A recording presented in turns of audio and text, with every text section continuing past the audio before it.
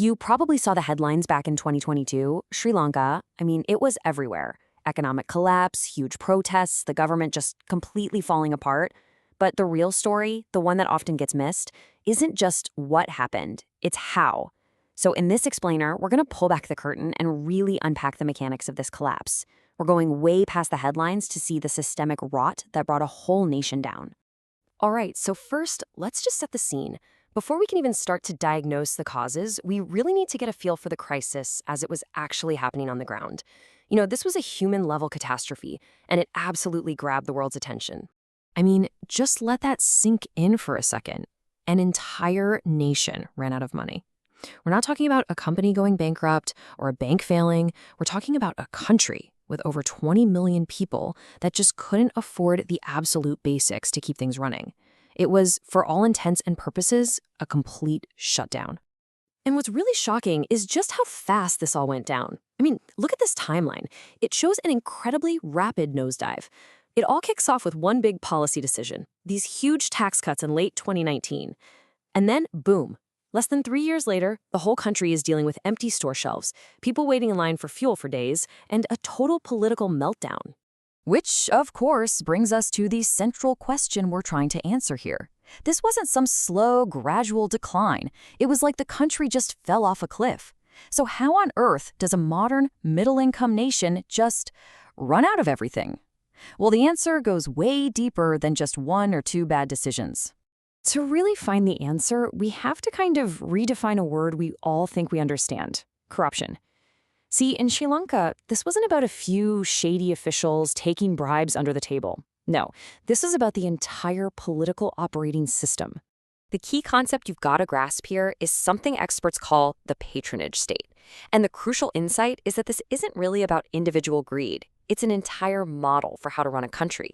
Basically, the government's main job becomes handing out state resources, think jobs, government contracts, special licenses, you name it, as favors to build a network of loyal supporters who will keep them in power.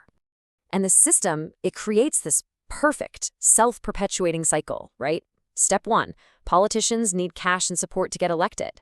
Step 2, they win, and suddenly they've got the keys to the country's treasury. Step 3, they use those state resources to reward their supporters. And that leads right to step 4. Those loyal supporters make sure they win the next election. It just becomes this closed loop where the nation's wealth is used for political survival, not for the public good. So this is the really crucial distinction to make. When we hear corruption, we usually think of a secret bribe, right? Some illegal backroom deal, an individual crime. But what was happening in Sri Lanka was different. It was the operating system of the state. It was the public out-in-the-open model for how resources got handed out. Okay, so we've got this patronage state idea down, but how exactly did that system lead to a total collapse? Well, it created a perfect storm. It set off a kind of chain reaction of 4 critical failures that took normal economic problems and supercharged them into an absolute catastrophe. So the very first link in that chain reaction, a total revenue collapse. In late 2019, the government rolled out these massive tax cuts. Now, in a patronage system, you have to remember, this isn't just an economic policy. It's a political tool. It's a way to reward your rich supporters and key groups of voters, even if the country can't possibly afford it. And just like that, the state's main source of income just fell off a cliff. All right, failure number 2, unproductive debt. See, when you're choosing which big projects to build based on political points or potential kickbacks instead of, actual economic value, you end up with a lot of very expensive stuff that doesn't actually help the economy grow. We're talking about things like gleaming new airports with hardly any flights, or massive ports with no ships. The country just kept piling on more and more debt to pay for projects that were never going to pay it back. Third, you've got these ticking time bombs hidden inside state-owned enterprises, or SOEs. Think about companies in critical areas, like energy. They were often incredibly inefficient because they basically became tools for patronage. They were used to hand out jobs to loyalists or to give overpriced contracts to friendly companies. All those losses acted like a secret, off-the-books national debt, just constantly draining money from the treasury. And just to give you a sense of the scale here, get a load of this number. Some estimates figure that just from corrupt procurement alone, overpaying for goods and services, the country was losing about 1% of its entire GDP every single year. That might not sound like a huge number, but those small leaks, when they happen over and over again, eventually sink the whole ship. And that brings us to the fourth and final failure, a truly catastrophic policy shock. In 2021, the government just suddenly banned all chemical fertilizers.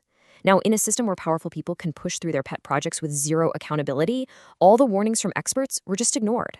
The decision absolutely devastated the country's agriculture, which wiped out a key source of the export income that Sri Lanka desperately needed. So, after this complete and total system failure, what happens next? Well, the country is now going through the very painful process of trying to rebuild. And the focus, rightly so, is on trying to dismantle the very system that caused the crash in the first place. And the response is really trying to hit these root causes head on. For example, there's a new anti-corruption act that was passed in 2023. The big IMF bailout program, it's not just a blank check. It has strict good governance rules baked right in. Public officials now have to declare all their assets. And they're finally tackling those massive losses at the state-owned companies with pricing reforms. It's basically a full-on attempt to rewire the entire state. So when you pull the camera back and look at this whole story, what's the big takeaway here? What does the collapse of Sri Lanka really teach us about what makes some nations work and others fail? You know, there's a quote from the source material that just nails it. It says, "Patronage turns a country into a fragile state in a suit." I love that.